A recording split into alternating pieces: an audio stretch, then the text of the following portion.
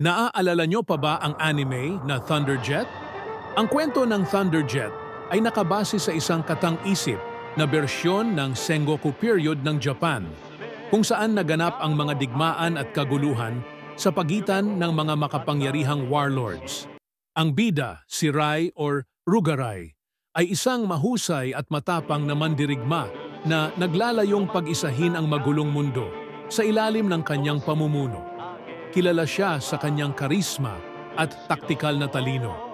Ang anime ay hango sa manga na isinulat ni Hiroshi Motomiya, isang tanyag na manga artist na kilala sa mga kwento tungkol sa ambisyon, lakas ng loob at pakikibaka ng tao.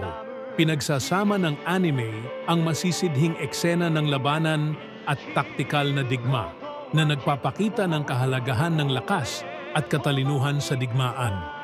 Unang ipinalabas ang Thunderjet noong 1994 at bagamat hindi ito naging kasing tanyag ng ibang anime sa panahon nito, nagkaroon ito ng sariling mga tapat na tagahanga. Ikaw may naalala ka bang anime? I-comment mo sa comment section para mahanap ko.